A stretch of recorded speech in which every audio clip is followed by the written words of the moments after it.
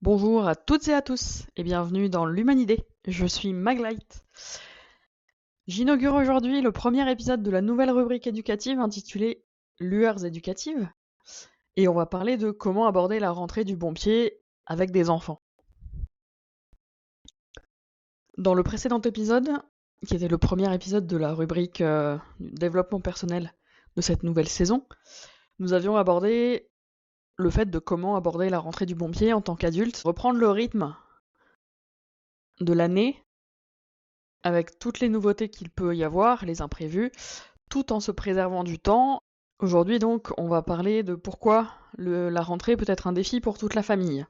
La rentrée est un défi pour les adultes, mais aussi pour les enfants, qui, pour beaucoup, découvrent de nouveaux rythmes, de nouvelles personnes qui les entourent, de nouvelles activités qui peuvent entraîner chez eux des peurs, de l'excitation, des angoisses, mais aussi de la fatigue, puisque les émotions prennent de l'énergie. L'importance d'un environnement stable et rassurant pour tous est primordiale. Saviez-vous que les enfants ont besoin de rituels pour se sentir en sécurité? Comme un doudou, mais pour la journée. Aujourd'hui, du coup, on va voir comment en créer qui fonctionnent pour toute la famille. Pourquoi les routines sont rassurantes pour les enfants et les parents. Les routines donnent un cadre sécurisant dans un monde en changement. Cet épisode est conçu pour vous donner des outils pratiques et immédiats, que votre enfant ait 3, 10, 15 ou 17 ans. Moins de stress, plus de sérénité pour toute la famille. Voilà le programme pour aujourd'hui. L'objectif de cet épisode est de vous donner des pistes pour une rentrée fluide et positive, quel que soit l'âge de votre enfant, encourager son autonomie et la communication en famille, et transformer la rentrée en opportunité pour repenser les routines familiales avec bienveillance, pour plus de sérénité, en impliquant les enfants et en respectant les besoins de chacun. Vous êtes prêts? C'est parti!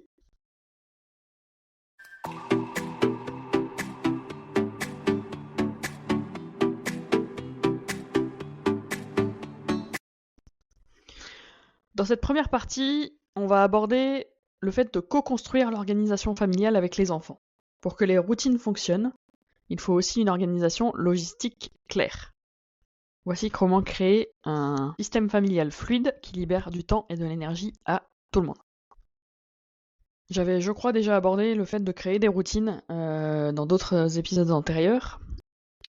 Là, on va parler de routines en direction des enfants, mais qui peuvent être bénéfiques à tous. Que ce soit la routine du soir, en ayant des heures de coucher fixes et cohérentes, avec notamment le fait de proposer un temps calme à l'enfant avant le coucher, que ce soit par la lecture, le dessin, une histoire, écouter de la musique douce, chanter des musiques calmes, pourquoi pas aussi un temps de câlin, un temps de discussion calme, sur comment a été la journée, qu'est-ce qui va se passer le lendemain, en évitant de créer des angoisses, de parler de choses négatives avant le coucher pour favoriser justement l'endormissement et le sommeil réparateur. Si actuellement l'heure de coucher de votre enfant n'est pas idéale, optimale, il est de bon ton de progressivement revenir à une heure de coucher qui soit bénéfique, adaptée à son âge, en avançant par exemple de 10 minutes ou 15 minutes par jour l'heure de coucher, sans y aller directement de 22h à 20h par exemple. Je parlais juste avant du rituel du coucher qui peut passer par une histoire, un câlin, une discussion sur la journée, en demandant par exemple à l'enfant qu'est-ce qui t'a rendu heureux aujourd'hui. Ça permet à vous et à l'enfant d'avoir un temps calme d'échange et de partager des choses sur votre quotidien à chacun et se remémorer les choses positives, puisque avoir des choses positives en tête aide à s'endormir plus facilement et à mieux dormir ensuite. L'autre astuce, ça peut être d'utiliser une veilleuse ou une lumière tamisée ou une musique douce pour les enfants, notamment s'ils sont anxieux. Le matin, il peut être intéressant pour optimiser le temps de chacun de préparer les affaires à la veille, que ce soit les vêtements, les affaires scolaires, les affaires professionnelles pour vous. Faire un petit point sur de quoi chacun a besoin le lendemain. Ça peut être aussi de ritualiser le petit déjeuner en préparant par exemple les aliments et le matériel dont chacun peut avoir besoin le lendemain pour gagner du temps. Ça peut être aussi avoir un petit temps calme avant de partir, comme un temps de respiration en famille, une chanson rigolote, faire un petit jeu calme pour préparer le départ. Ça peut être avant de partir dans la maison, ou ça peut être par exemple si vous avez un temps de trajet ensemble dans la voiture, ça peut se faire aussi en voiture. Là aussi, le temps en voiture peut être aussi une occasion de discussion. Ensuite, à la fin de la journée d'école pour les enfants, il peut être intéressant qu'ils aient un espace dédié, même un coin de table, dans un endroit idéalement calme, qui ne soit pas un lieu de passage ou d'animation par d'autres personnes de la famille. Prévoir des plages horaires courtes, par exemple 20-30 minutes pour les primaires, peut être utile pour maximiser la concentration et favoriser le fait d'avoir un temps pour chacun s'il y a plusieurs enfants. L'astuce, ça peut être d'utiliser un minuteur visuel pour rendre le temps plus concret. Pour le week-end, ça peut être intéressant de mettre en place un moment en famille, que ce soit un temps de cuisine, un temps de jeu de société, une sortie, une activité, pour se reconnecter ensemble, favoriser des moments d'échange également. Il m'apparaît primordial, en tant qu'éducatrice, que chaque parent puisse consacrer du temps individuel à chaque enfant. Par exemple, pendant un créneau horaire, vous puissiez prendre du temps avec X et que l'autre parent puisse avoir du temps avec Y et soit le même jour, soit un autre jour, vous inversez à un autre moment.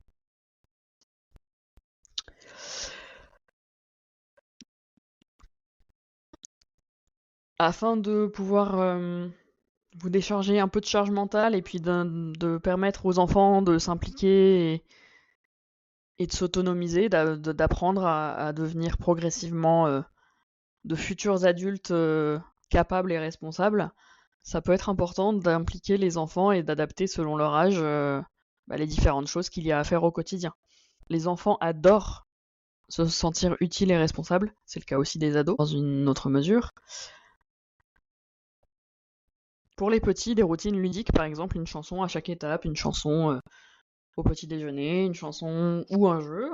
À mon sens, jouer pendant un repas pour aider l'enfant à manger si c'est une difficulté pour lui peut être une bonne idée.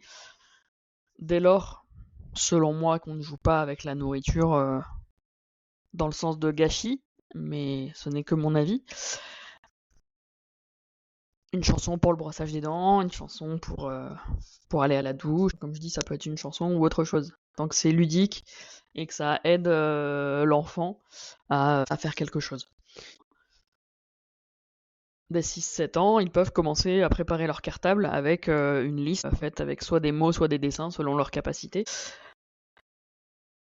Ils peuvent aider à mettre la table, faisant attention évidemment à ce que ce soit pas trop lourd et pas trop dangereux pour eux comme pour les autres, ou ranger leurs affaires. Pour les ados, on peut les inciter à avoir des routines autonomes. Les adolescents ont besoin d'autonomie, mais aussi de savoir qu'on est là pour eux. Un simple veux-tu qu'on discute de ta journée en rentrant, même s'ils cherchent absolument à devenir indépendants, leur accorder du temps est important, même s'ils cherchent à se rebeller ou à faire sans vous, à vivre sans vous. C'est important quand même, parce que voilà, c'est une période où ils ont malgré tout besoin de vous. Donc pour les adolescents, les exemples qui peuvent être possibles pour les autonomiser et les responsabiliser, ça peut être vers leur réveil et leur petit déjeuner avec une vérification parentale de as-tu tout ce qu'il te faut, as-tu besoin d'aide, etc. Les inciter à participer à la planification des menus, choisir le plat du week-end par exemple, et leur proposer qu'ils préparent un repas dans la semaine ou dans le mois, et pourquoi pas éventuellement aller jusqu'à leur proposer de gérer ce repas ou ce plat de A à Z, c'est-à-dire quel menu, quel plat veux-tu faire. Ok, tu veux faire tel plat, tu as besoin de quel ingrédient, qu'est-ce qu'on a dans les placards, est-ce qu'on a ce qu'il faut, on le laisse ou on la laisse vérifier. Et s'il manque quelque chose, lui lui donner les sous nécessaires, idéalement en liquide, pour qu'il puisse aller faire les courses, le responsabiliser, qu'il puisse se rendre compte de la valeur de l'argent, voir quels produits acheter, pourquoi, à quel prix, la composition des aliments, la comparaison des prix, et tout ce genre de choses. Ensuite, effectivement, passer derrière les fourneaux, comme on dit, à la cuisine, puis ensuite s'occuper de gérer les déchets, les restes, la vaisselle, etc. Sur, voilà, comme je dis, soit un plat, soit un repas plus ou moins régulier, qu'il choisit lui-même et qu'il propose à la famille.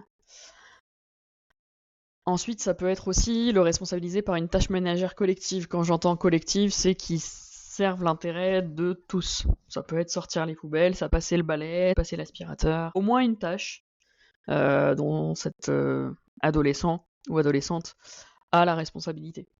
Et enfin, ce qui m'apparaît important, c'est que souvent, c'est pas tout le temps le cas, mais souvent les adolescents aiment avoir leur chambre, leur espace, leur antre, leur grotte, et donc leur donner la responsabilité progressive de leur chambre, de leur espace. Donc ils s'occupent de la ranger, de la nettoyer, de trier les affaires régulièrement, avec votre aide si besoin.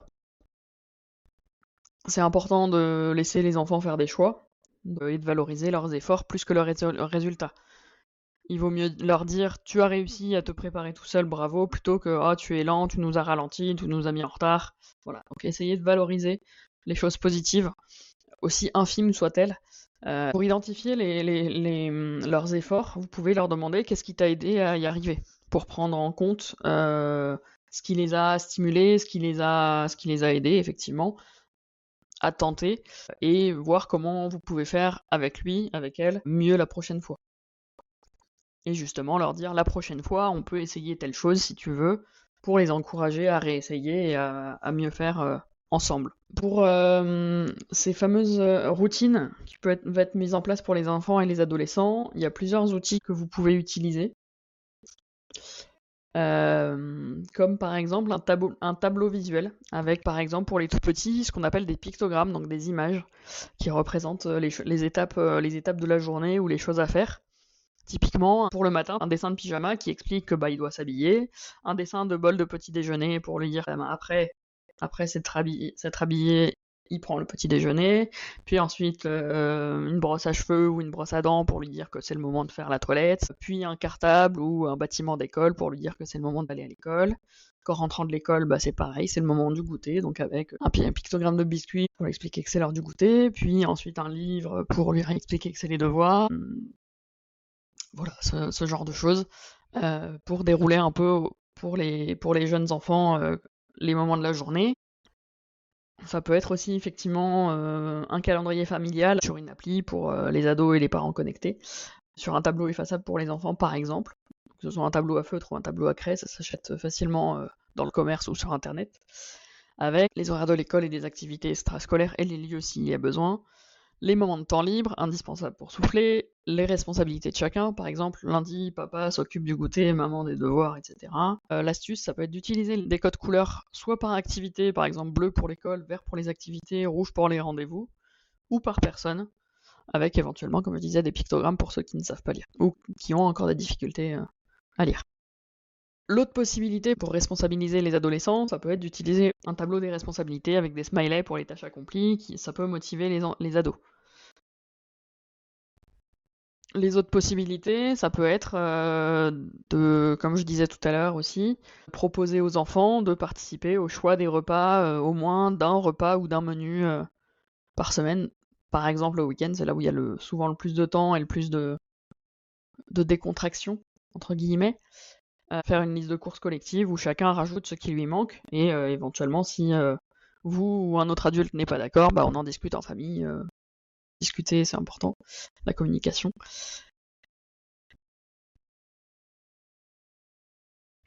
Et ensuite, un point dont je n'ai pas parlé, c'est les activités extrascolaires.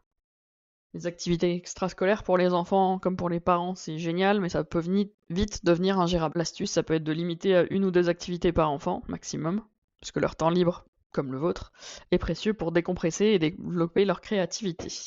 Regrouper les activités également peut être une bonne idée, si possible choisir des créneaux le même jour pour éviter de courir toute la semaine ou de courir toute la journée. Et prévoir enfin un jour off par semaine sans activité pour recharger les batteries. Et passer du temps en famille. Je parlais tout à l'heure des espaces dédiés, je vais en reparler aussi encore un petit peu. C'est avoir un endroit précis pour ranger les chaussures si vous souhaitez par exemple que les chaussures ne soient pas présentes dans la maison ailleurs que dans l'entrée. Et éventuellement y mettre des pantoufles ou autre pour justement que chaque personne de la famille puisse intervertir. Ça peut être le meuble à case avec un espace par personne pour les affaires qui traînent, une étagère avec des casiers nominatifs, où voilà, on rassemble les affaires d'une personne pour que cette personne soit responsable de ce qu'il y a dans son étagère. Ça peut être aussi proposer un tableau à messages pour notamment pour les mémos, mais aussi pour se laisser des messages en famille. Par exemple, n'oublie pas ton goûter, rendez-vous médical de tel enfant ou telle personne à telle heure, mais aussi bonne journée, des choses qui ne soient pas forcément liées à une obligation, mais des choses qui mettent un peu de fun et un peu de positif dans la vie. Et enfin, la petite dernière astuce que je peux vous donner, c'est de pourquoi pas proposer une boîte à idées pour que chacun puisse proposer des idées de repas, de sorties, d'amélioration du quotidien. Là encore, à discuter en famille.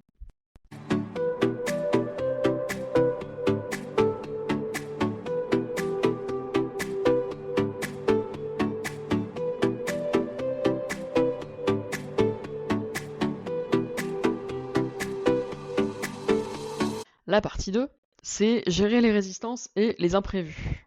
Pour les jours, par exemple, où rien ne va, il est important d'accepter l'imperfection, d'en parler en famille le soir et de recommencer le lendemain. Prendre un temps pour discuter, mais aussi pour souffler.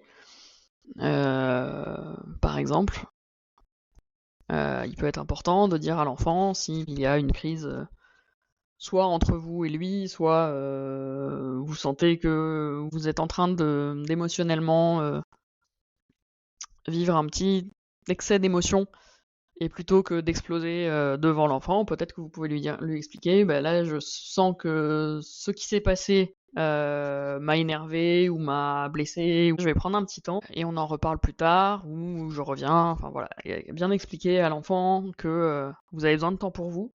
Ça peut l'inciter aussi plus tard à ce qu'il puisse savoir que prendre soin de soi et prendre en compte ses émotions, c'est très important.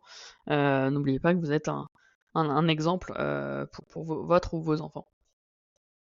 Donc par exemple, ce qu'on pourrait appeler le protocole anti-crise, donc il y a effectivement verbaliser à l'enfant que là, il y a quelque chose qui n'est pas passé, que vous avez besoin de temps pour vous.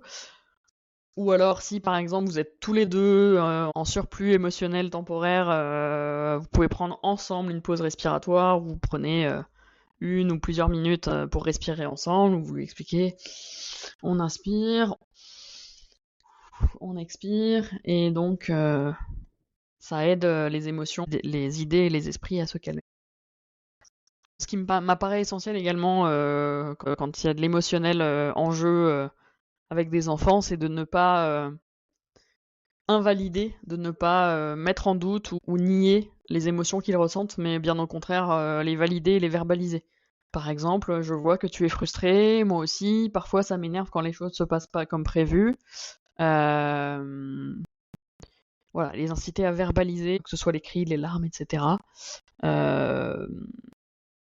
Et lui proposer d'en discuter ensemble, de prendre un temps soit immédiat, soit ultérieur, calme pour trouver des solutions, pour trouver des choses qui pourraient l'aider à faire face.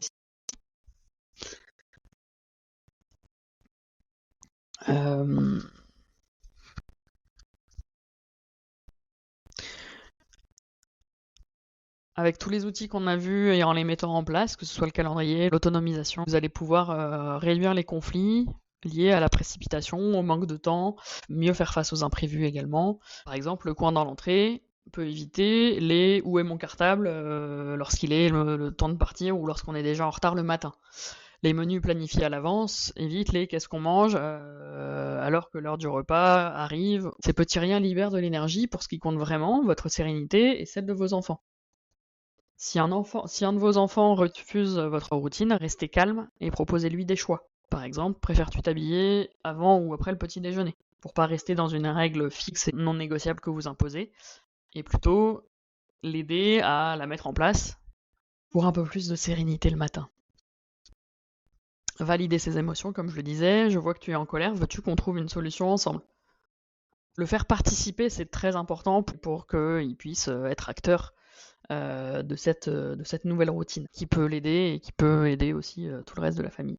Dans les aléas du quotidien, il peut y avoir les conflits entre frères et sœurs. Pour désamorcer les tensions, 3 techniques parmi d'autres existent. Il y a ce qu'on appelle le timing. Et le timing, il y a plusieurs possibilités. Soit vous vous asseyez avec un des enfants, puis avec l'autre, soit vous essayez de les rassembler si c'est possible, pour pouvoir en parler tous les 3. Laissez la parole à chacun et laissez la possibilité à chacun, vous compris, d'exprimer ses émotions. Je pense que je ferai ultérieurement un épisode dédié aux émotions, parce que ça me paraît primordial comme thématique. Mais donc les émotions, on évite d'en parler en tu, le fameux tu qui tue, mais on préfère le jeu du jeu. Donc on privilégie le jeu. Je ressens cela, j'ai eu l'impression que... Voilà, ce genre de choses, mais j'y reviendrai dans un épisode ultérieur. Il y a aussi l'étape du jeu coopératif. Trouvons 3 solutions ensemble. Par exemple, on peut partager le jouet ou jouer chacun notre tour. Il s'agit par exemple d'une dispute autour d'un jouet à partager. Il y a aussi éventuellement la technique de la minute de silence. On ferme les yeux et on écoute sa respiration pendant 1 minute, on prend un temps de respiration. Ça permet de calmer un peu à la fois la situation et à la fois les émotions de chacun. Dans les conflits entre enfants, il y a les conflits entre frères et sœurs, mais il y a aussi les conflits avec les autres camarades de classe. La rentrée scolaire, c'est préparer son enfant aux relations sociales. Ça fait aussi partie du rôle de l'école. La rentrée, c'est aussi se retrouver ou se faire des amis. Pour préparer et aider votre enfant dans ce sens, ça peut être de jouer des scènes à la maison. Et si tu voulais jouer avec un tel à la récré, comment ferais-tu? Donc faire des petites scénettes de théâtre, jouer des scènes qui se sont passées à l'école, pour permettre à l'enfant de les revivre, mais de trouver des solutions avec vous. Repérer et verbaliser ses émotions. Tu as l'air triste, veux-tu en parler? On évite les ce n'est rien, ce n'est pas grave, puisque c'est ce que ressent l'enfant et que dire ce n'est rien, c'est remettre en cause ce qu'il ressent et ce qu'il vit. Ça peut passer par aussi contacter les parents d'autres enfants pour organiser des rencontres en dehors de l'école, des temps dans un parc, des temps d'activités à l'extérieur, inviter ses amis à la maison, participer à des goûters d'anniversaire, etc. Mais également contacter les parents d'autres enfants si vous avez l'impression que votre enfant se fait embêter ou embête un autre enfant. Même si c'est important, idéalement, que les enfants apprennent à se débrouiller seuls aussi dans leurs relations, mais ça se fait progressivement. Donc là aussi, le contact entre parents, c'est à faire de manière réfléchie, progressive et à discuter avec l'enfant d'abord aussi. Si votre enfant revient de l'école ou d'une activité, en tout cas de l'extérieur, en disant un tel m'a embêté, écoutez-le sans le juger, donc en disant par exemple raconte-moi ce qui s'est passé, aidez-le à trouver des solutions. Et toi, qu'est-ce que tu aimerais faire? Qu'est-ce que tu aurais fait différemment? Et contacter l'enseignant ou l'adulte responsable si le problème persiste sans dramatiser. Je parlais d'activités extérieures et de l'école. Votre relation avec l'école influence celle de votre enfant. De fait, si vous avez de bonnes relations avec l'école, ça pourra aider votre enfant à avoir une bonne image de l'école, à se sentir bien à l'école.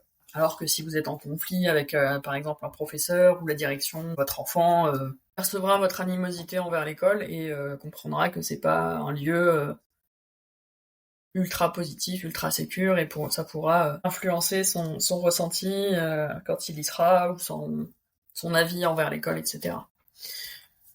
Pour créer un partenariat positif avec l'école, ça peut être important d'assister aux réunions, de poser des questions ouvertes aux enseignants, chercher des solutions ensemble plutôt que être dans l'inquisition et l'accusation. Voilà, et puis partager les informations avec les enfants, comme par exemple ton professeur m'a dit que tu étais très bon en dessin, je suis fière de toi, bravo, est-ce que tu veux bien me montrer ce que tu fais en dessin? Voilà, ça renforce sa confiance. Plutôt, voilà, valoriser Pas à excès et pas à tort, mais voilà, valoriser l'enfant est important.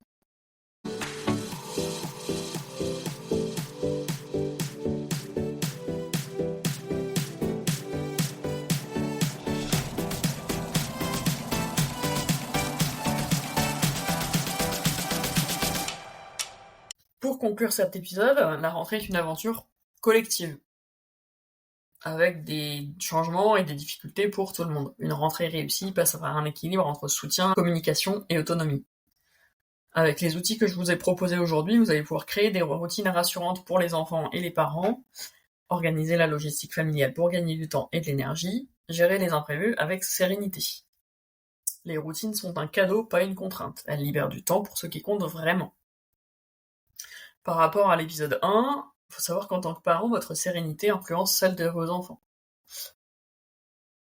N'hésitez pas à aller consulter l'épisode sur le développement personnel, publié en septembre, pour gérer votre propre stress dans le mois de la rentrée. Votre sérénité est contagieuse.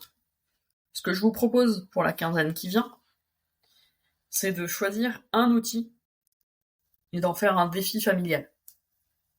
Ça peut être créer la calendrier familial, ça va commencer à autonomiser votre ou vos enfants, ou toute autre chose que j'ai évoqué pendant cet épisode.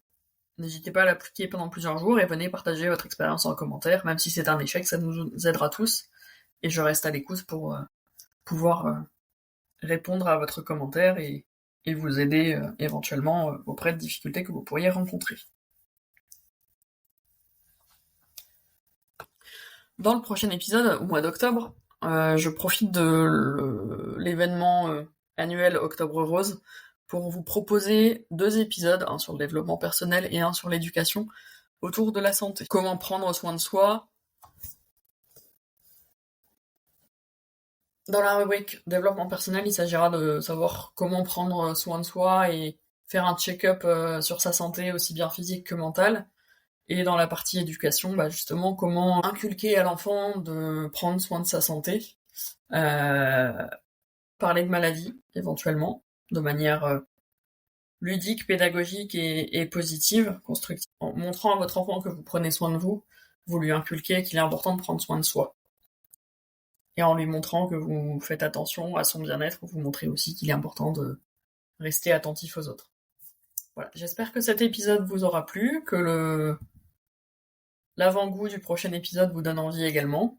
N'hésitez pas à vous abonner et on se retrouve bientôt pour de nouveaux épisodes thématiques. Prenez soin de vous, à bientôt!